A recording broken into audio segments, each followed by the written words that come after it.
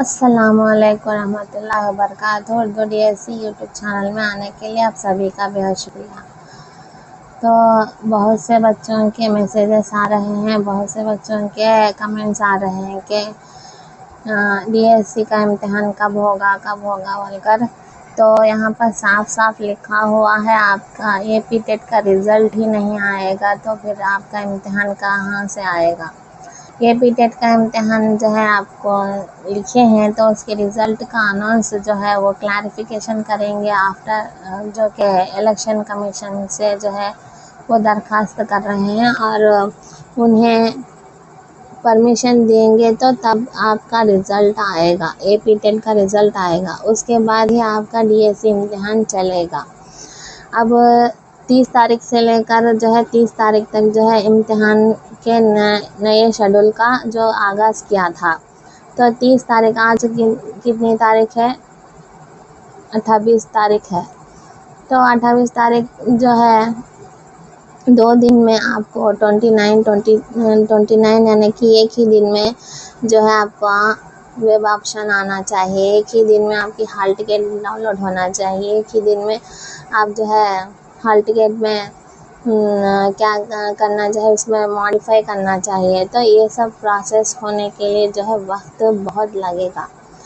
तो इस वजह से जो है आपका इम्तिहान जो है ये तारीख पर नहीं चल सकता, क्योंकि 30 तारीख से एसजीटी के इम्तिहान शुरू होने वाले थे, लेकिन जो है इम्तिहान शुरू नहीं होने के चांसेस ज़्यादा हैं।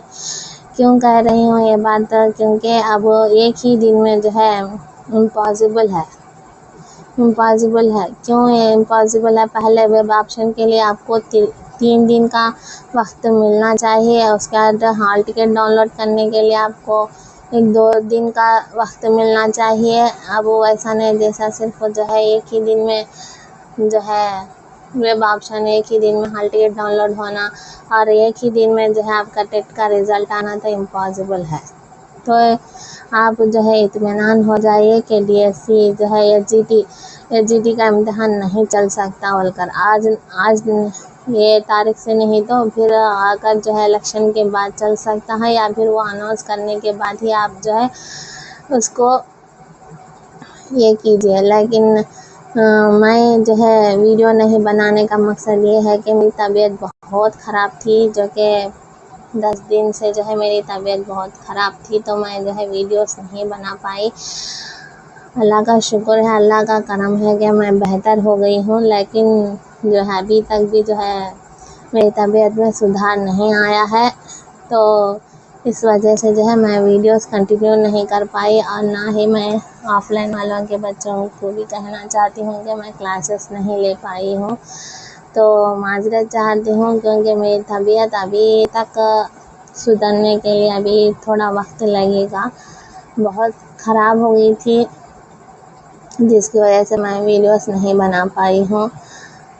तो आपको जो है एक ही बात कहना चाहती हूँ कि इम्तिहान नहीं होगा बोलकर आप आराम से इत्मीनान से जो है पढ़ लीजिए, क्योंकि इम्तिहान जो है फिर आकर इलेक्शन के बाद तो होगा या फिर इलेक्शन के पहले भी हो सकता है। नहीं बोल सकते कब वो अनाउंस कर सकते हैं, नहीं बोल सकते। तो आप जो है इत्मीनान होकर जो है पढ़ने पर ध्यान दीजिए।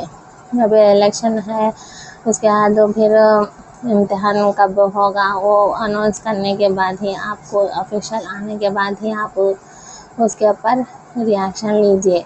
कोई भी कह दे तो फेक न्यूज़ है, फेक न्यूज़ पर आप भरोसा मत कीजिए। फेक न्यूज़ से जो है आपको कुछ भी नहीं हासिल होगा, क्योंकि आपका टाइम वेस्ट होगा। आप वेबसाइट में ही चेक करना है कि यहाँ पर लिया है या नहीं होकर। जैसे ये एपी टेट का ये वेबसाइट है, इसी तरह से आपको ये डीएससी का वेबसाइट में ही चेक कर लेना है कि वहाँ पर हॉल टिकट डाउनलोड हो रहे हैं या फिर नहीं बोलकर वेबसाइट में जाकर ही चेक कर लीजिए। आप इस तरह से दूसरों की बातों पर भरोसा मत कीजिए।